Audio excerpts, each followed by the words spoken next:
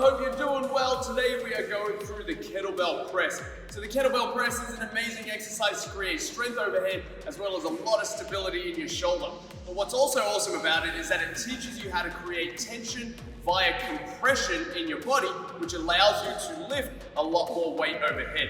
So, to create that compression and tension in your body, what we want to do is once we've got the kettlebell in our rack position, we're going to do two main things. And that is, firstly, squeeze your butt as hard as you can. What this does is it puts your spine into a neutral position, creates a lot of tension throughout your lower body. From there, team, we're going to pull our ribs down and push our belly out in one motion, creating this outward compression and tension throughout our core. So from here, we're in this really braced position. Abs on, butt on, and from here, we can start to drive that kettlebell overhead.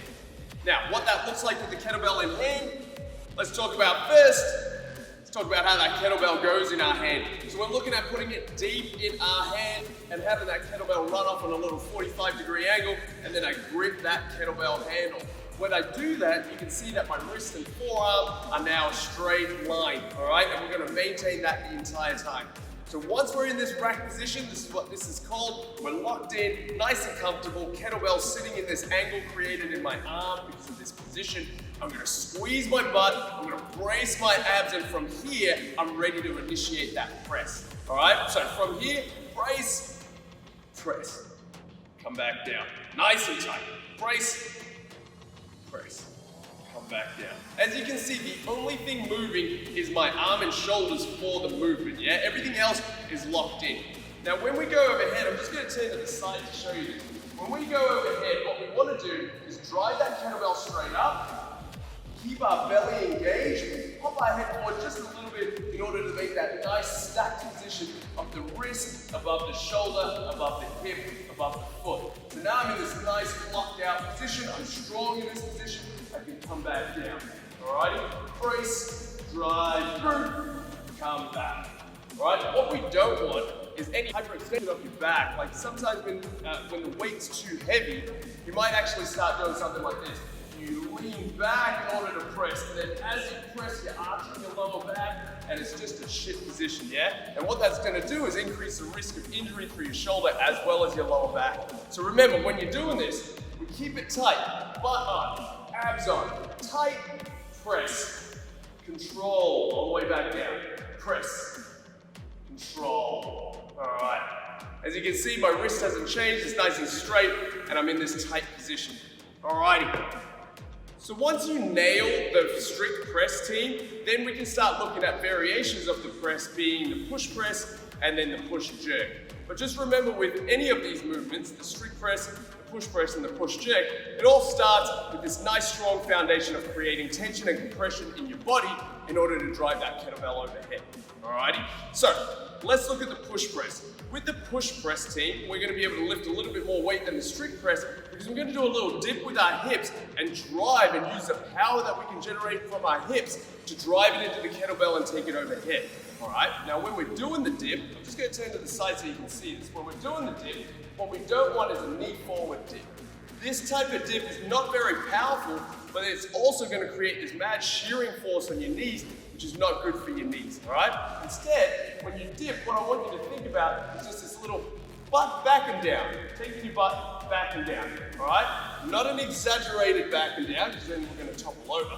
Just a little back and down, all right? And we can do that by letting our knees open up and just get that nice downward, down-up motion, all righty? So, with kettlebell in hand, I'm gonna set up just like the strict press. I squeeze my butt, I brace my abs, I'm tight in this position. Now from here, dip, and then punch straight up. Come back down. Now I'm doing a pause at the moment just to exaggerate the movement, but if you're doing it normally, you wouldn't do that pause. It'll look like this. From the side.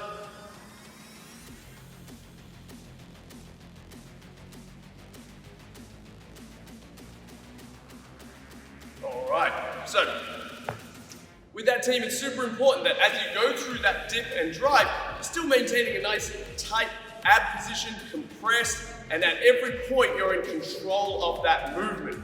Now once you nail the push press, let's have some fun with the push jerk.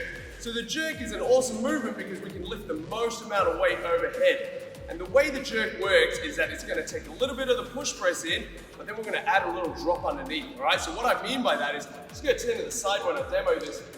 What we're going to do is we're going to dip, and then we're going to drive up. And once that kettlebell is just a little bit in a point of weightlessness because we've driven up with our hips, we're actually going to drop back underneath and then use our entire body to drive back up. And that's how a jerk works. So we dip, we drive it to a point of weightlessness, and then we quickly drop underneath to catch that kettlebell and then drive overhead. So the reason we can lift more weight is because it's not such a straightforward press as much as it's a dip, drive, drop underneath, and then use our entire body to lift the weight.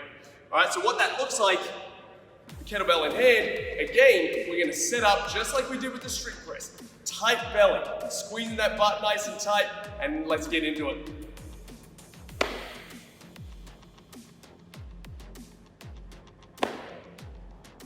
From the side.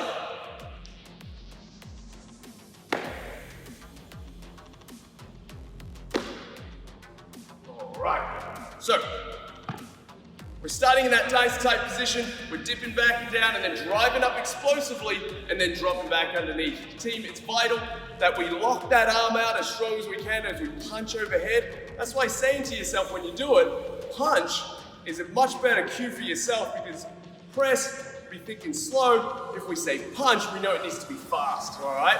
So we want to punch and lock that kettlebell out overhead.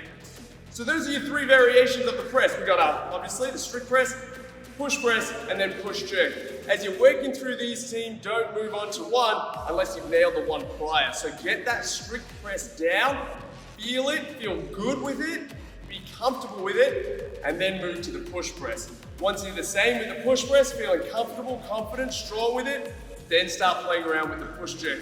And at each point, as you move on to the next movement, back the weight down, start again, yeah? If you find yourself breaking form with the press, it's mainly because it's too heavy, all right? Because when you go to lift a kettlebell that's too heavy, your body is gonna find some type of way to get it up overhead, and it might cause a little bit of injury if you repeatedly do it incorrectly.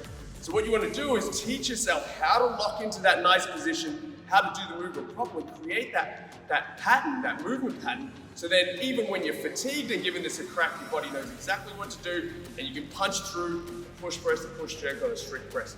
So that's the kettlebell press, team, and the variations of it. I hope you've enjoyed the video. If you have any questions, don't forget to hit me up, and I hope to see you in the gym real soon. Bye.